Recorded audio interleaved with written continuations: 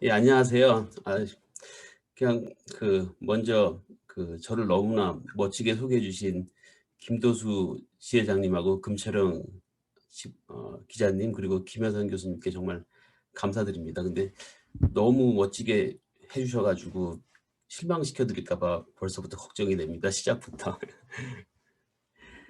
자, 그래서 이제 저희 어머니께서 이제 늘 저한테 하시는 말씀이 "네가 이 다음에 잘 돼도 남이 너를 알아봐 줘야지 네가 네 얘기를 하면 절대 안 된다." 그런 말씀을 귀에 못이 박히도록 하셨는데, 사실 제가 딱 한 가지만 예를 두고 항상 제 자랑을 합니다. 언제 하냐면은 강연 시작할 때 좀 자랑을 합니다. 왜냐하면은 물건이 이렇게 좋다고 말씀드려야지 여러분들이 집중을 하시고 이해를 더 하시더라고요. 그래서 제 자랑을 하자면은, 오늘은 너무 많이 앞에서 해 주셔 가지고 너무 부끄럽고요, 자랑하기에는요. 너무 과장되게 말씀해 주셔 가지고 부끄러운데, 한 가지만 더 자랑을 하고 싶습니다. 앞으로는 블록체인 없이는 살기 힘듭니다. 제2의 인터넷이라고 얘기하는데, 제가 블록체인 강연을 많이 하거든요. 뭐 외국 영국도 가서 하고, 그런데 런던대에 제가 블록체인 교수로 있지 않습니까? 근데 한 가지 항상 칭찬이, 저보고 강의를 블록체인을 제일 잘한다는 얘기는 아직 아무도 안 했어요.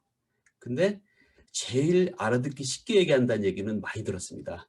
그래서 제가 말씀드린 건 블록체인을 이해하는 게 쉽지는 않습니다. 하지만은 여러분들 마음속으로 '아, 오늘 임성배의 블록체인 강의를 내가 못 알아들으면은 아마도 영원히 못 알아들을 수도 있다.' 하는 생각을 갖고 좀 집중을 하시면은 제가 작지만은 블록체인에 대한 이해라는 선물을 드릴 수가 있을 것 같습니다.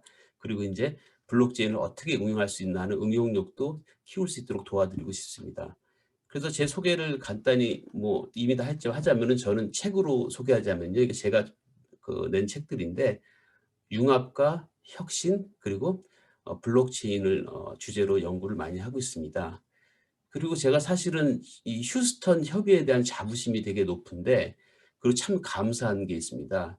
제가 오늘 강의가 세 번째 강의입니다. 근데 인제 제 강의 주제를 보면은 굉장히 처음 하는 주제를 많이 했습니다. 근데 이번에도 용기를 내 가지고 하게 된 이유는요, 첫 번째 강연은 혁신 전략인 공동 창조 전략을 통한 남북 교류, 알바니아의 사례가 북한 개혁 개방의 전략에 주는 교훈, 다 익숙하지 않고 재미없어 보이는 주제였거든요.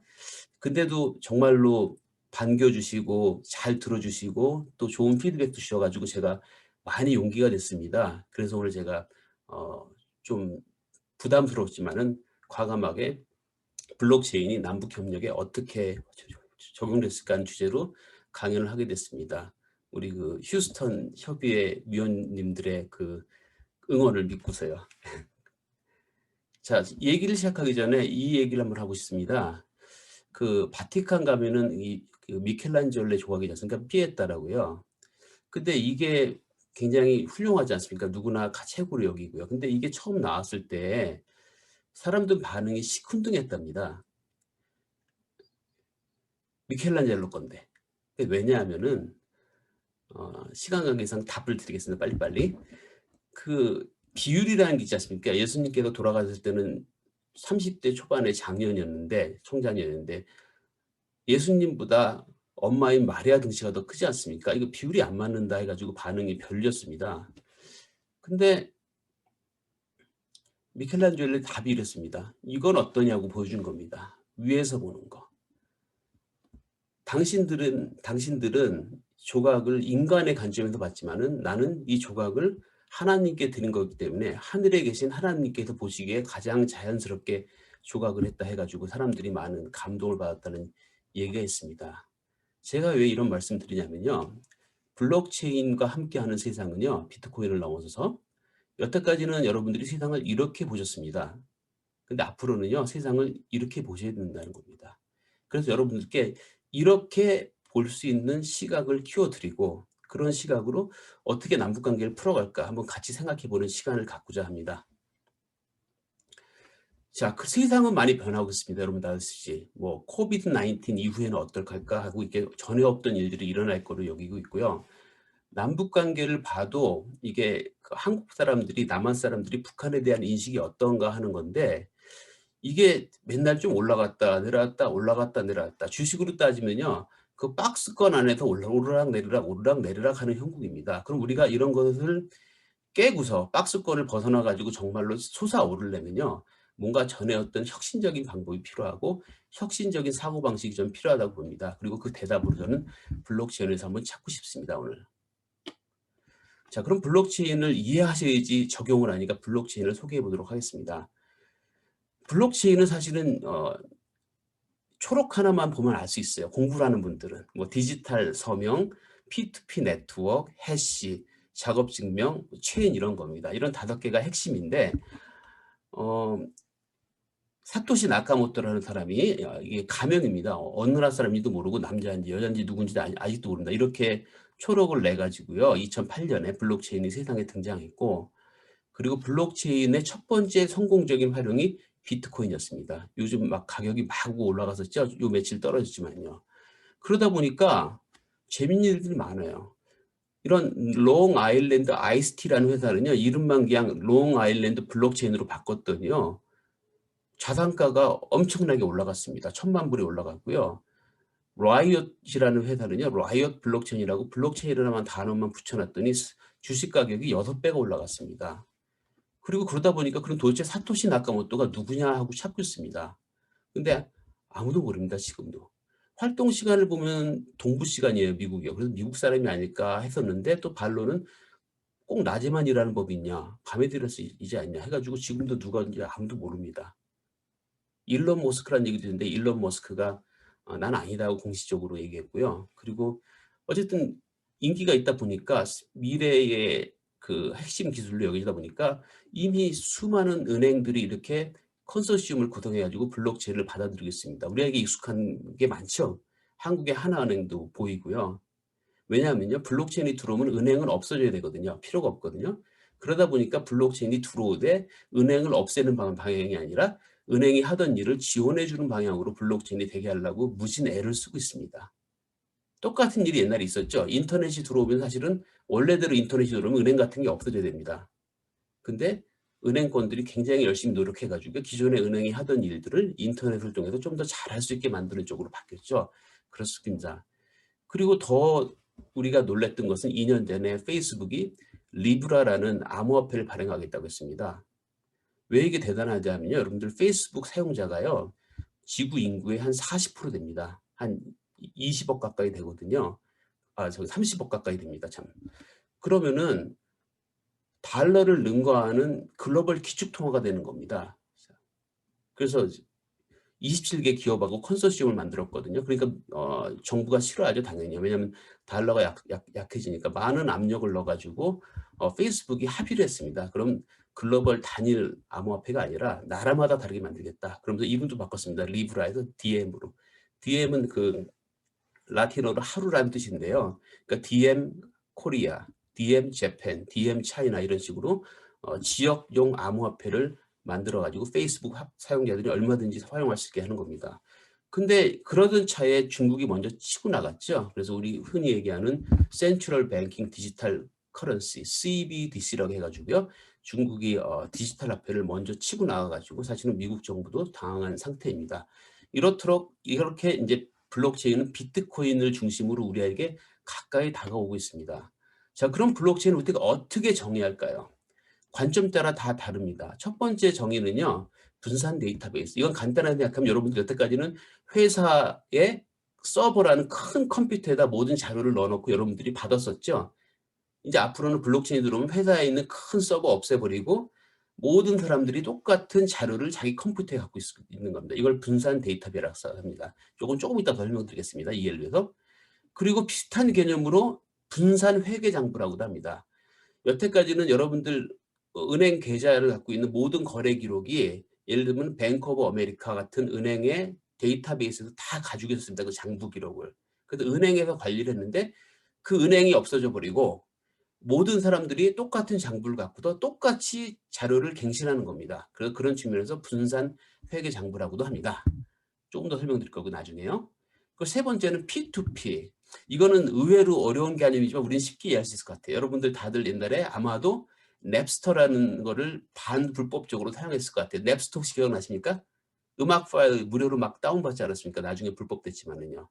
중앙의 컴퓨터에 음악을 저장하지 않고 각자가 가진 음악을 1대1로 맞 교환하는 겁니다. 그림처럼 어떤 강력한 컴퓨터가 따로 존재하지 않고 모든 컴퓨터가 똑같은 심을 갖고 1대1로 교류를 하는 겁니다. 자료를 주고받는 거. 그걸 P2P라고 합니다.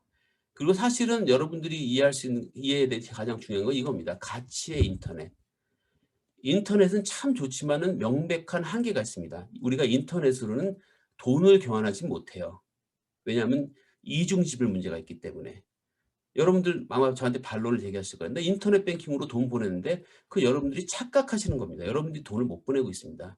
여러분들이 인터넷을 통해서 인터넷 뱅킹은 은행에 누구한테 돈 좀 보내주세요 하면은 은행이 처리하고서 결과를 여러분께 알려주는 거지 여러분들이 직접 돈은 못 보냅니다. 왜냐하면 여러분들 그 음악 파일 같은 거 MP3 수도 없이 복사하지 않습니까? 그럼 여러분들이 10,000원 있으면 10,000원만 쓰면 되는데 인터넷은 10,000원을 수십 번 쓸 수 있습니다. 그 문제를 막을 방법이 없어요, 사실은요. 그렇기 때문에 우리가 은행한테 의지를 하는 겁니다. 은행에서 단일 장부를 갖고서 그걸 반영해 주기 때문에 한 번만 쓸 수 있게, 두 번 쓰려면 못 쓰게 하고. 그래서 그걸 가치의 인터넷이라고 그게 인터넷의 한계인데 블록체인은요. 다 조금 이따 설명하겠지만은 가능합니다. 여러분들이 블록체인으로 은행을 안 거치고 전 세계 어디에나 수수료 없이 돈을 붙일 수가 있습니다. 그게 블록체인의 엄청난 힘이고 그래서 블록체인은 가치의 인터넷이라고 합니다. 그래서 그러면은 블록체인이 어떻게 작동하나. 자, 이 부분이 굉장히 하이라이트니까 블록체인의 ES는 한번 잘 들어보시면 좋습니다. 누구나 이해할 수 있습니다. 자, 일단 제가 이름을 두 개를 골랐습니다. 서연이, 민준이. 영어는요, 이상하게 영어에서는 이유는 모르겠는데 밥 알렉스예요. 밥 앨리스, 밥 앨리스입니다. 근데 저는 서연, 민준을 꼽은 게 한국에서 가장 요즘 흔하게 짓는 애들 이름이 뭔가 하고 봤더니 남자는 압도적으로 민준이, 여자는 압도적으로 서연이더라고요. 자, 근데 한번 가정을 해볼게요. 서연이하고 민준이가 거래를 합니다, 둘이. 근데 거래를 하는 것들 장부에 적어요, 이 그림처럼. 똑같이 적어요. 항상 똑같이. 내가 너한테 얼마 빌려주고 네가 나한테 얼마 빌리고 뭐하고 계속 적는 거예요. 그럼 둘이 똑같겠죠. 양쪽이. 그렇죠? 이게 블록체인의 원리거든요. 똑같은 참석한 모든 사람들이 똑같은 거래 장부를 갖는 거예요. 그렇죠? 근데 어, 민준이한테 미안하지만은 민준이가 나쁜 사람이에요. 그래가지고 여기 보시면은 다 똑같은데 숫자 하나만 1을 싹 얹어놨어요. 그러면서 사실은 서연이가 민준이한테 55원밖에 안 빌렸는데 민준이가 우기는 거예요. 야, 내 장부 봐봐. 155원이잖아. 100원 더 내놔 하고 우기는 거예요. 그러니까 서연이는 죽겠죠. 증명할 방법이 없잖아요. 그렇죠? 암만 블록체인이라도. 근데 갑자기 영수가 등장했어요. 왜 영수냐? 이건 어르신들 세대. 1940년대, 50년대에 가장 유명했던, 가장 많았던 이름이 영수입니다. 그래서 영수를 제가 등장시켰는데 영수가 굉장히 정의로워요. 블록체인 멤버가 3명이 되는데 영수는 굉장히 정의로워요. 그래가지고 영수가 뭐라고 했냐면 민준이한테 야, 너 나쁘네? 여기 봐봐. 난 55원이잖아. 그럼 서연이가 진리를 얘기한 거야. 너는 거짓말쟁이 하는 겁니다. 그래서 민준이 때문에 서연이는 억울한 돈 100원을 다시 찾을 수가 있게 됐습니다. 근데 이렇게 되면 세상이 아름답죠. 근데 민준이가 미리 작전을 씁니다. 그래서 영수한테 얘기를 해요. 내가 서연이 돈 100원을 가져오면은 너 50원 줄게. 너 거짓말 좀 해줘. 그런 겁니다. 그랬더니 영수가 괜찮네 하면서 이름이 영수인 분들은 죄송합니다. 영수가 자기도 슬쩍 일자를 이렇게 써놓습니다. 그래가지고 영수가 얘기합니다. 민준이 말이 맞네. 서연이 너 왜 100원, 155원 빌렸었는데 55원 빌렸다고 우겨. 100원 더 줘, 민준이. 그렇게 되는 겁니다.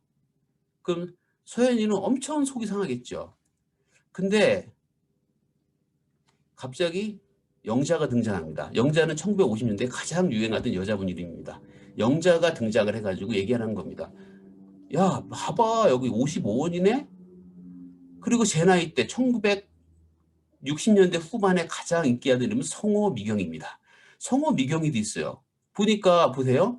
서연이 55원, 영수 55, 영자 55, 성호 55, 미경이 55원이에요. 근데 민준이 혼자 거짓말 안 해요. 근데 민준이가 자기 거짓말을 합리화시키려면 나머지를 다 돈을 나눠 가져야 돼요. 그럼 별 실익이 없죠.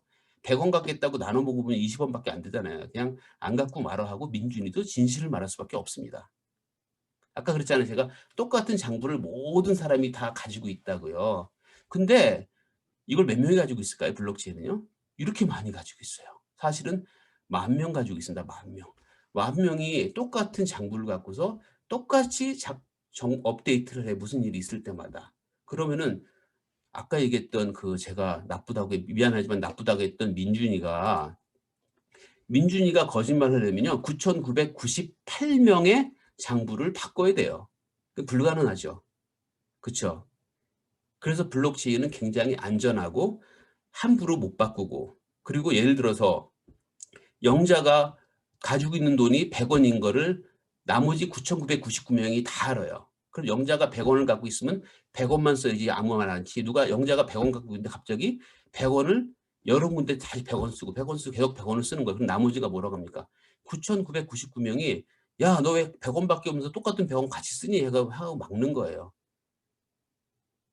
그러니까 장부의 조작이 불가능하고, 그리고 누구나 진실을 말할 수 있습니다. 자, 그게 블록체인의 가장 큰 장점 중에 하나입니다. 자, 그래서 이것만 봐도 여러분들이 몇 가지를 느낄 수 있죠. 첫 번째, 블록체인은 굉장히 투명하구나. 두 번째, 블록체인을 쓰면은 정직하게 살아야 되겠구나. 그렇죠? 제가 중요한 힌트를 드리면 블록체인 네트워크를 사용하면요, 상대편이 누군지가 별로 안 중요해요. 왜냐하면 상대편이 도둑이든지 성직자든지 상관없이 블록체인 상에서는 누구도 거짓말을 못하고 누구도 자기 걸 숨기지를 못해요. 그러니까 자동으로 신뢰가 구축이 되는 겁니다. 그러니까 신뢰가 필요가 없어요. 왜? 무조건 신뢰 있게 행동해야 되니까. 그게 블록체인의 정의다 하고 생각하시면 됩니다. 자, 이 정도 이해하셨으면 블록체인의 50%를 이해하신 겁니다. 기술에. 자, 그럼 나머지 50%는 뭐냐면요, 두 가지가 있습니다. 해시하고 자격증명이 있는데 이 부분도 제가 쉽게 설명드리도록 하겠습니다.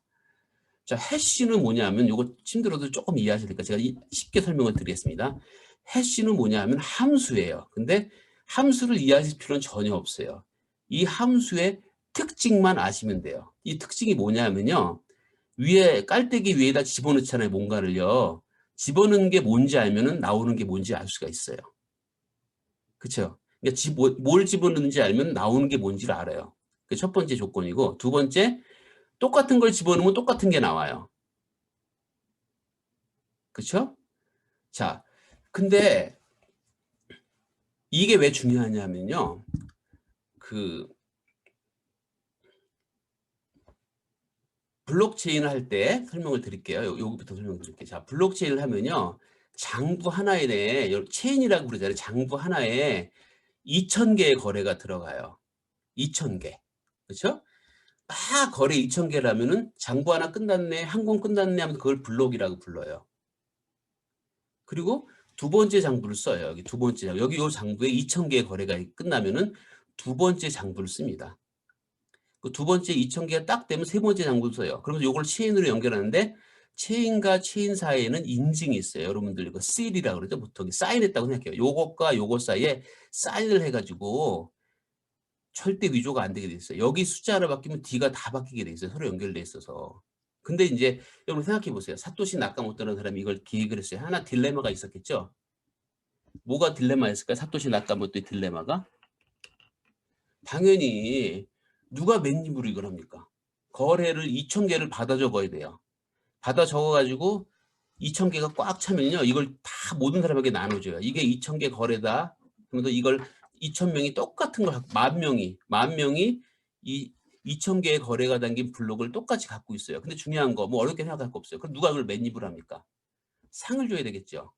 그래서 어떻게 했냐면요, 내가 누군가가 거래 2,000개를 막 받아 적어가지고 그거를 모든 사람이 갖게 나눌 수 있게 해주면은 상을 줄게. 그게 뭡니까? 그게 비트코인입니다.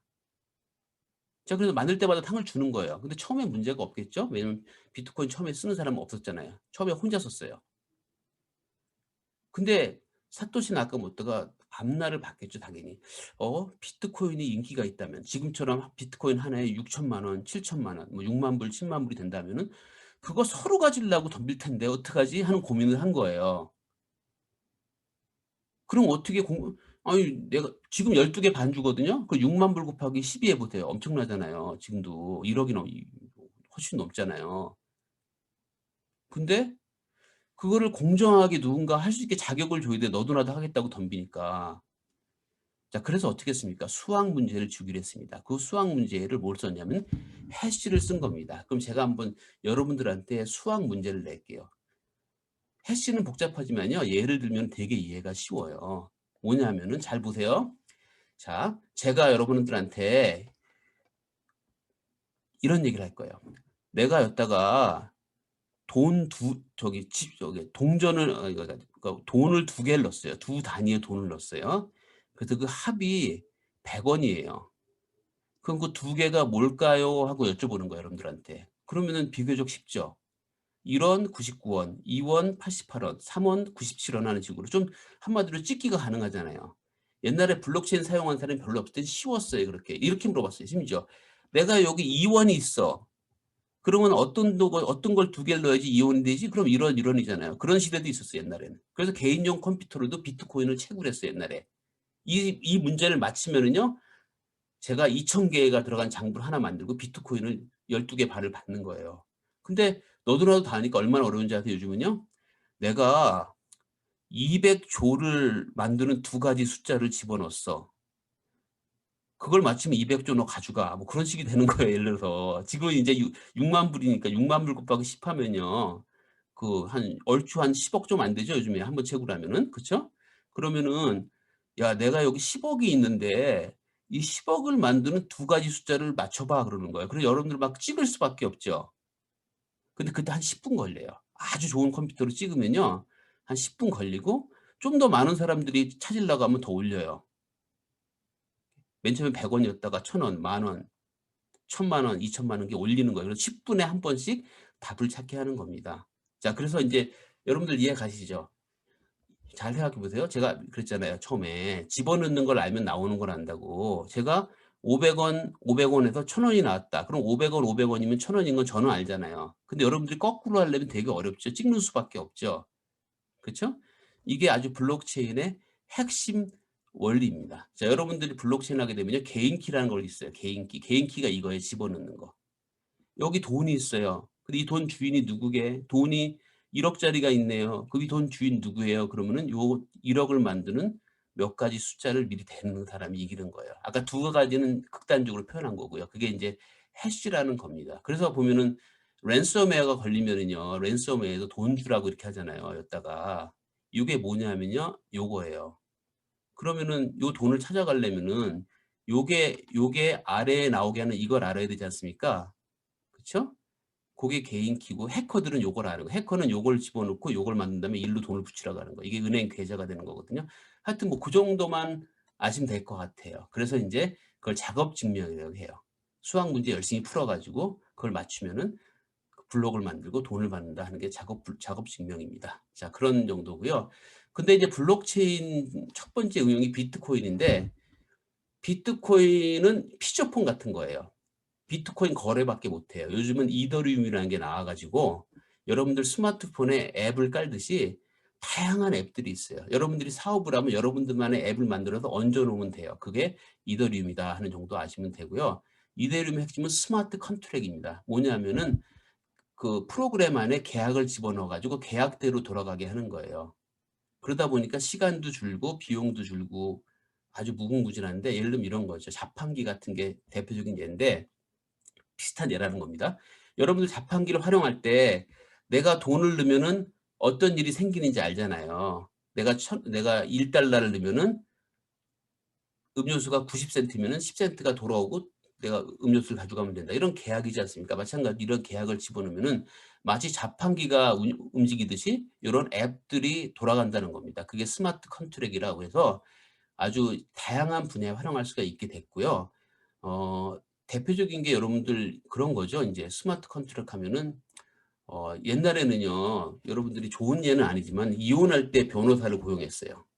그렇잖아요. 이혼할 때 변호사를 고용해야지 재산을 어떻게 나누고 양육권 누가 갖고 그러잖아요. 근데 앞으로 미래에는 결혼할 때 변호사를 고용해야 된대요. 왜냐하면 스마트 컨트랙을 집어넣는 거예요. 결혼 조건에. 남편이 바람 피우면은 재산은 여자가 70% 가져가고 양육권은 아내가 갖는다. 뭐 아내가 바람을 피우면 재산의 60%는 남자가 가져가고 양육권은 남편이 갖는다. 뭐 그런 식으로 하는 거예요. 그러면은 그걸 아주 자세하게 결혼할 때 스마트 컨트롤에 집어넣으면요. 그런 일이 생기면 싸울 필요가 없는 거예요. 자연스럽게 그게 정리가 되는 거죠. 뭐 그런 게 있다 하는 정도로 알아두시면 됩니다. 자, 그래서 사실은 이 정도로 제가 준비를 했습니다. 그래서 이제 얼핏 감으로 그러면은 그 블록체인은 첫 번째 여러분들 감이 첫 번째 되게 투명하구나. 그렇죠? 그리고 추적이 가능하겠구나. 다 연결돼 있으니까 추적이 가능하겠구나. 그렇죠? 그리고 은행 같은 게 필요 없겠구나. 그리고 신뢰가 없어도 돌아가겠구나 하는 감이 오셨을 거예요. 그럼 제가 이제 그 감을 기반으로 하나하나 실질적인 예를 들어서 좀 설명을 해드리도록 하겠습니다. 자, 근데 이제 첫 번째 그러기 위해서는 블록체인이 어떤 잠재력인지 정리를 해볼게요. 제가 사실은 블록체인 강의는요, 한 학기 내내 합니다. 사실은 36시간짜리를 지금 25분 만에 끝냈어요. 그래서 좀 죄송하긴 한데 어쨌든 간에 제가 이거예요. 매주 주제입니다. 블록체인은 투명한데 그 투명성을 어떻게 활용할까? 보안이 뛰어난데 그 보안성을 어떻게 활용할까? 자료가 오류가 없는데 어떻게 활용할까? 민주적인 거버넌스가 되는데 어떻게 활용할까? 비용이 줄어드는데 어떻게 활용할까? 토큰 경제는 어떻게 활용할까? 공정한 부의 분배가 된다는데 자기 신원을 증명할 수 있다는데 스마트 계약이 있다는데 추적이 가능하다는데 모든 일들을 그리고 협력을 잘하게 해준다는데 분산장부 기술이라는데 30회계라 그 회계 감리가 자동으로 된다는데 이게 하나하나가 주제입니다. 근데 이게 너무 많잖아요. 그래서 제가 여러분들 이해를 확 줄였습니다. 6개로. 블록체인은 뭔가를 투명하게 할 때 필요해요. 그리고 뭔가를 누군가가 몰래 바꾸지 못하게 할 때 필요해요. 그리고 분산시킬 때, 한 곳에 힘이 집중되지 않고 분산할 때 필요해요. 분산 데이터라고 했잖아요. 그리고 토큰을 활용할 때 필요하고 합의를 잘할 때 필요해요. 그러니까 어떤 민주적인 거버넌스죠. 그리고 스마트 계약을 할 때 필요합니다. 근데 이제 이것도 많으시다. 그럼 6개였잖아요. 그걸 제가 두 개로 줄여봤습니다. 블록체인을 가장 이해 못하는 첫 번째 이유는 비트코인 때문이에요. 비트코인은 블록체인에 활용 가능한 예 중에 하나일 뿐이에요. 제품과 서비스죠. 근데 그쪽으로는 별로 블록체인이 도움이 안 됩니다. 사실은 우연히도 가장 도움이 안 되는 방향으로 블록체인의 응용이 일어났습니다. 제품과 서비스로 비트코인이라는. 그럼 블록체인은 어디서 잠재력이 있냐? 첫 번째, 여러분들이 하고 있는 일들을 좀 더 현명하게 혁신적으로 하고 싶을 때. 두 번째, 여러분들이 비즈니스 모델이 있을 거 아니에요. 예를 들면 경영학적인 관점에서 쉽게 해서 어떻게 하면 돈을 벌까? 근데 블록체인을 활용하면요. 전에 할 수 없던 방법으로 돈을 벌 수 있게 해줍니다. 아주 예가 많아요. 자, 그래서 이 두 가지. 블록체인은 어떤 과정을 혁신할 때, 블록체인은 어떤 돈 버는 방법을 혁신적으로 바꿔줄 때 필요하다는 걸 이해하시면 좋습니다. 근데 이것도 많다. 그러면 제가 하나로 준비했습니다. 계속 줄이고 있는데 사회적 기술이라는 겁니다. 블록체인은요. 기술에는 두 가지가 있습니다. 엔지니어링 기술이 있고요. 공대적 기술이라고 해야 되나? 어떤 그런 거. 사회적 기술이 있습니다. 사회적 기술은 뭐냐면 우리가 살아가는 방법을 좀 더 똑똑하게 혁신적으로 바꾸는 기술이라는 겁니다. 자, 그러면 이제 여러분들 30분이 됐는데, 그럼 제가 여러분들의 이해력을 한번 제가 시험을 봐보도록 하겠습니다. 한번 여러분들이 스스로 한번 봐보세요. 자, 보시면요. 재밌는 게 어디서 가장 암호화폐를 많이 사용하니? 그랬더니 여러분들이 생각하기에 미국? 뭐 중국 그럴 거 아니에요. 근데 놀랍게도요. 가장 암호화폐를 많이 쓰는 나라는 나이지리아입니다. 나이지리아. 자, 제 질문은 왜 그럴까요? 왜 하고 많은 나라 중에 나이지리아일까? 아프리카에 있는.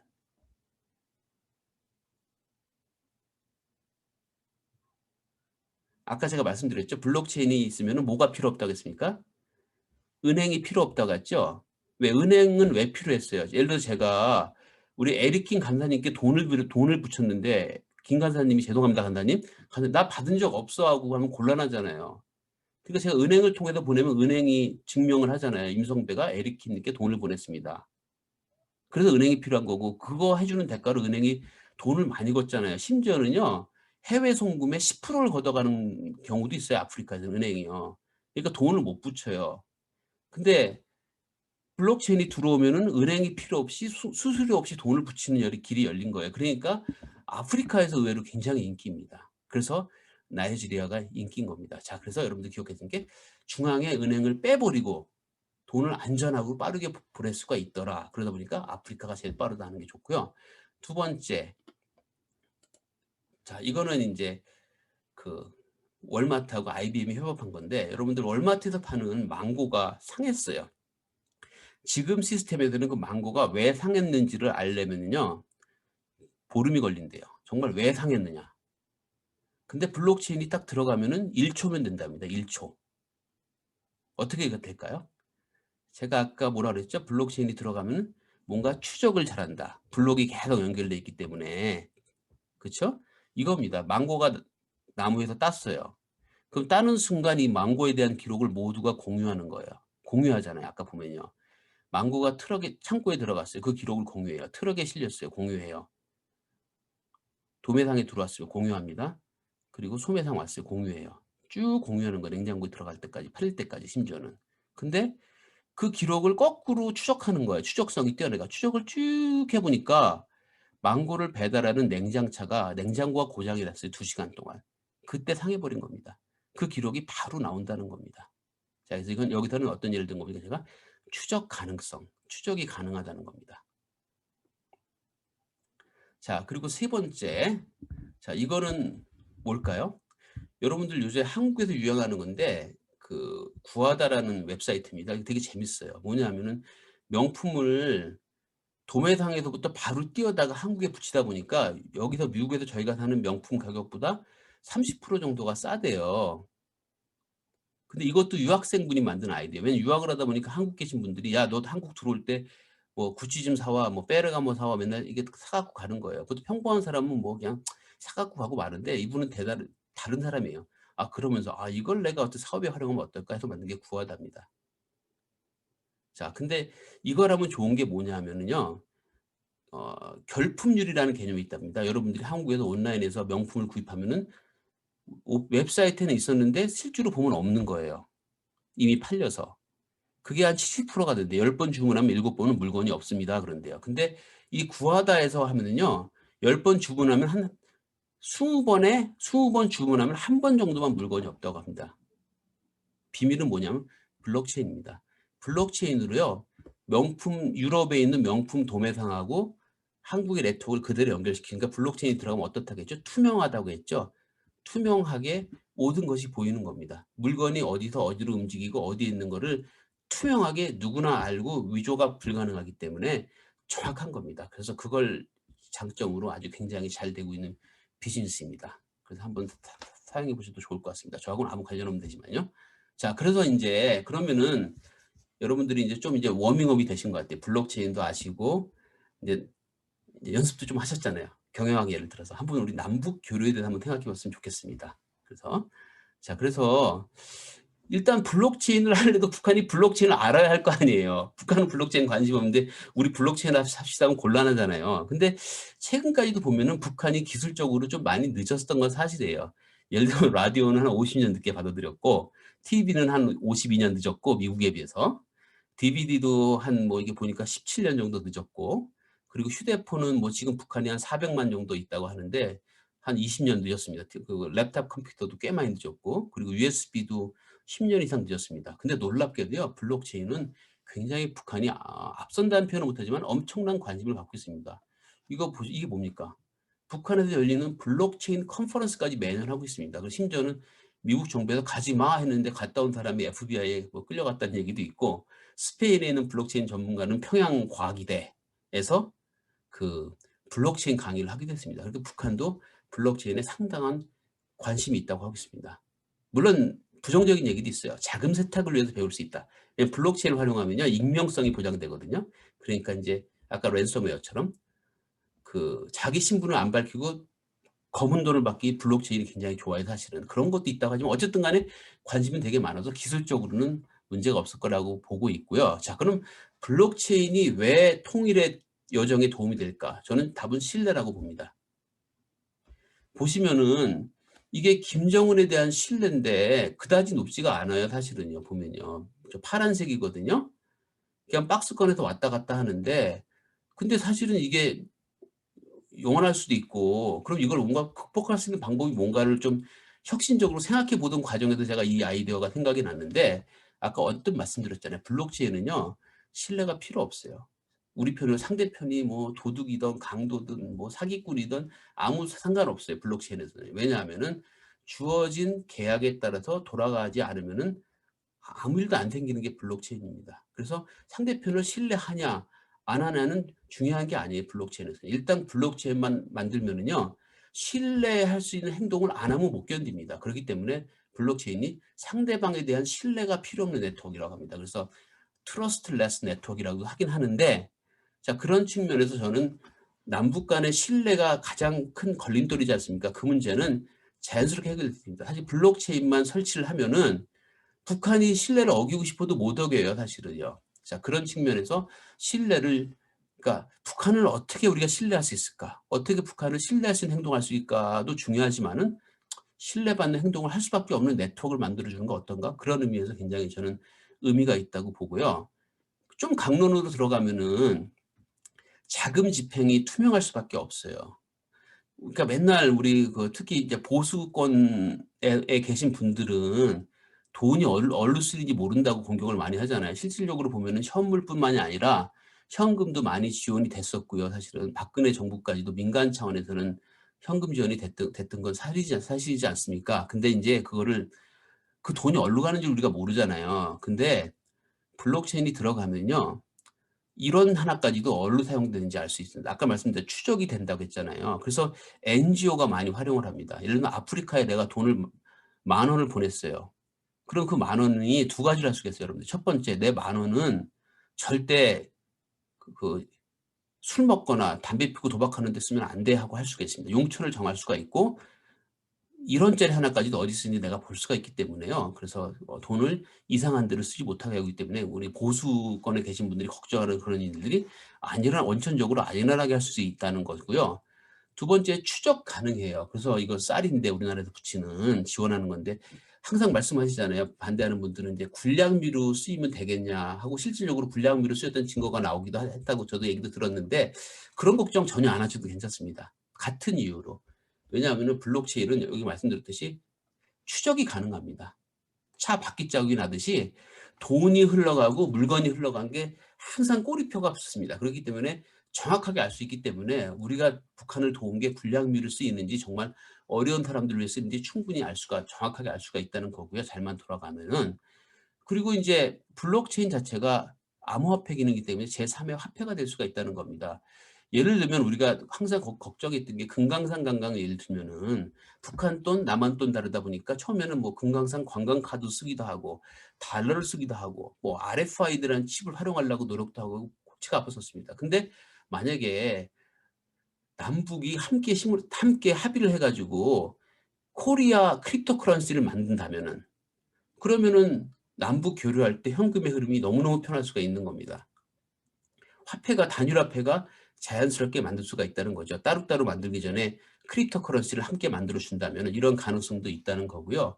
그리고 이제 북한은 믿을 수가 없다. 뭐 약속도 안 지킨다. 뭐 그리고 북한도 똑같은 얘기하고 특히 미국한테 그런 얘기 많이 하지 않습니까? 뭐 제네바 협약을 왜 안 지켰냐 그런 얘기도 있는데 사실은 우리가 북한하고 합의를 하든 민간 차원이든 국가 차원이든 뭔가를 했을 때 그걸 남북한 연합 블록체인 네트워크를 만들고 그 안에 그 스마트 컨트랙을 집어넣으면은요, 싸울 필요가 없어요. 아까 말씀드렸잖아요. 이혼을 하면은 돈을 어떻게 나누는지 싸울 필요가 없이 자동으로 재산이 분배가 되듯이 남북이 서로 합의한 거에 따라서 모든 일들이 처리되는 겁니다. 자동으로.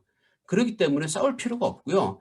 그리고 만약에 남북 단일 암호화폐, 뭐 코리아 토큰 같은 걸 만들잖아요. 그러면 토큰 안에 이 스마트 컨트랙이 들어갑니다. 예를 들어 우리가 북한을 도왔어요. 이 돈은 예를 들어서 뭐 백신을 사는데 활용해라. 당신들이 이런 것. 우리가 백신을 현물로 안 주고 현금으로 줄 테니까. 그러면 지금 같아도 저 현금 갖고 미사일 사는데 쓸 텐데 하고 걱정이 되지 않아요. 근데 걱정되지 않습니까? 근데 토큰으로 줘버리면요. 토큰에 프로그램이 들어있어요. 이 토큰은 북한 사람들 중에 뭐 힘든 분들을 음식이나 뭐 약품 그 용도로만 작동을 하게 만드는 거예요. 이게 뭐 무기로 들어가거나 뭘로 들어가면 토큰이 작동을 안 해버립니다. 그것도 충분히 가능합니다. 그래서 코드가 법이라고 하지 않습니까? 그래서 이제 그런 것도 충분히 가능하고요. 그리고 이제 가장 좋은 것 중에 하나는 비용이죠, 사실은. 우리가 우리가 보통 이제 짧게는 남북 교류 비용 측면도 있지만은 길게 봤을 때는 남북 통일 비용을 생각해도 이게 어마어마하거든요. 그러니까 북한이 갑자기 와르르 무너져서 흡수통일 한다. 그러면은 막 3,000조 원까지도 예측을 합니다. 비용을요. 이러이러한 비용을. 근데 이제 삼성증권의 경우는 많이 적었던 게, 그러면은 그러자 하지 말고 그냥 조금씩 변화해 가면서 조금씩 그 충격을 흡수해 가면은 우리가 비용을 상당히 줄일 수 있다 하고 있는데, 어느 방향으로 가든 간에 비용은 상당한데 블록체인이 들어가면은요 굉장히 비용을 줄일 수가 있다는 겁니다. 왜냐하면은 그 사회 인프라, 아까 제가 했죠, 사회적 기술이라고. 실질적으로 그 북한 사회를 변화시키는 비용이 상당하거든요. 그 부분이 해결이 되면 나머지는 상당히 같이 줄일 수가 있습니다. 그런 측면에서 블록체인이 들어가면요 북한의 시스템을 투명하게 하고 선진화시키고 그 신뢰를 지킬 수밖에 없게 한다는 겁니다. 근데 이제 여러분들이 이제 물론 이쯤 되면 여러분들이 아마 마음속으로 반론을 가지실 거예요. 아이고 저거 저거 북한이 할까? 그게 사실은 가장 문제죠. 제가 혁신을 얘기할 때도 어떤 혁신을 받아야지 의미가 있잖아요. 평양감사도 자기가 하기 싫으면 그 말이라는 말도 있잖아요. 옛날 얘기가. 그럼 북한이 블록체인이 들어오면은 북한 사회가 투명해지고, 그리고 북한의 여러 가지 많은 비용들이 줄어들고, 북한 시스템도 효율적으로 돌아가고, 좋은 거 다 알지만은 싫어할 수 있지 않습니까? 싫어할 확률이 상당히 있고. 그러면 북한한테도 뭔가 인센티브가 있어야 되잖아요. 근데 북한이 가장 원하는 건 제가 생각해보면 이 부분인 것 같아요. 그러니까 미국의 예인데 이거 보시면요, 그 미국이 트럼프 대통령 당시에도 그러니까 정상 간의 회담은 상당히 어프로브했어요. 왼쪽 보면은 71%가 그 찬성했거든요. 하지만은요, 그 북한이 정말로 시리어스하다 생각하는 사람들은 소수입니다. 그러니까 북한의 입장에도 제가 볼 때 가장, 사실 옛날부터 북한이 가장 중요했던 게 북미 국교 정상화였고, 그리고 이제 정상국가로 인정받으려고 노력을 많이 하고 있고, 그렇지 않습니까? 근데 이제 그 부분이 해결이 전혀 안 되고 있는데, 뭐 북한의 입장에서도 이 부분은 굉장히 매력적일 것 같아요. 왜? 블록체인이 들어간다는 거는요, 정말로 북한이 정상국가임을 증명할 수 있는 아주 첩경이 될 수 있습니다. 왜냐하면 글로벌 스탠다드가 자동으로 보장이 되거든요. 이거 보시면 아까 말씀드렸듯이, 마지막으로 한 번 더 강조를 드리자면은 이게 다 보장이 되는 겁니다. 사실은 우리 남한을 생각해보죠. 우리 남한이 사실은 이제는 가장 민주화된 국가 중에 하나지 않습니까? 개발도상국에서 정말로 성공적으로 민주화, 피를 흘리지 않고 최근에 정권 교체도 할 수 있는 그런 가장 민주화된 국가인데, 그게 공짜는 아니지 않습니까, 저희가. 그렇죠? 광주 민주화 운동도 겪었고 4.19도 있었고, 정말로 저희도 많은 시행착오를 겪어오면서 이러한 시스템을 만들어 가지고 우리가 가장 경제적으로나 민주주의적으로, 아니 언론의 자유가 보장된 훌륭한 국가로 인정받고 있는데, 북한이 만약에 블록체인 남북 단일 시스템을 만든다면 이러한 것을 어떻게 보면 거의 동시에 얻을 수도 있다는 겁니다. 만약에 잘만 한다면요. 그리고 이런 게 보장된다면은 제 생각에는 북한이 정상 국가로 인정받고 그토록 원하던 북미 수교도 저는 어렵지 않다고 보고 있습니다. 제 개인적인 소견으로는요. 그런 측면에서 저는 굉장히 블록체인이 중요하다고 보고 있고요. 이거 보시면 뭐가 생각납니까? 분산되고 무차별적이고 개방적이고 보편적이고 합의. 그러니까 여러분들이 이런 생각하죠. 나 이제 알아. 강의 들었기 때문에. 블록체인이야. 그러지 않습니까? 근데 여기 이름 보세요. 팀 버너스리가 누굽니까? 인터넷의 아버지입니다.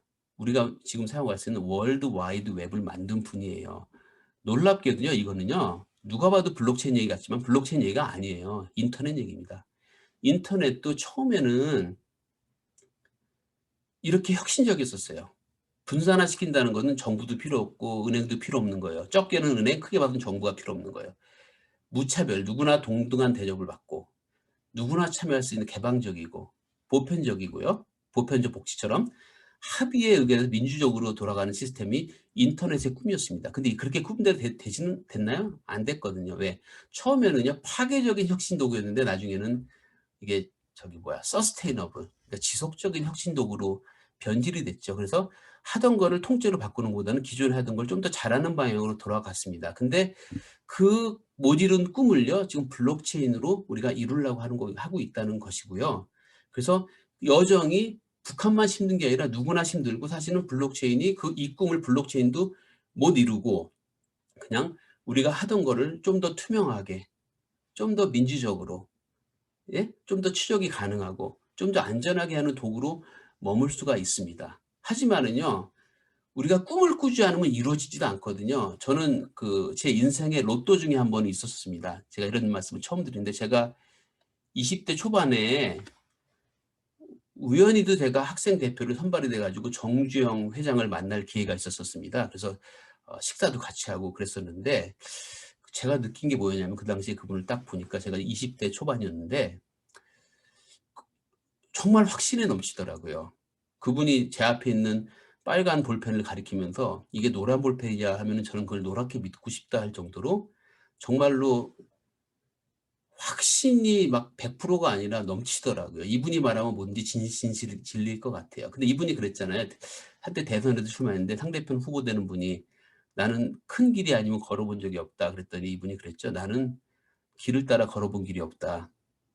내가 걸어가니까 사람들이 날 따라왔고 그게 길이 되더라, 그런 말씀을 하셨는데, 우리가 어떤 블록체인이나 그런 혁신적인 거를요, 우리 사회에 적용하거나 북한에 적용하든 간에 쉬운 길은 없습니다. 하지만은 꿈꾸고 과감하게 도전하는 분들한테 저는 길은 열린다고 보고 있습니다. 그래서 저는 오늘 블록체인을 말씀드렸지만, 앞으로도 뭐 블록체인이든 AI든 뭐든 간에 좀 더 혁신적인 방법으로, 그러니까 우리가 아웃 오브 더 박스 얘기하지 않습니까? 박스 바깥에 나가 생각하라. 근데 지금은 그 얘기도 안 합니다. 노 박스. 왜? 박스를 인정하는 것 자체가 우리가 테두리에 갇히는 거거든요.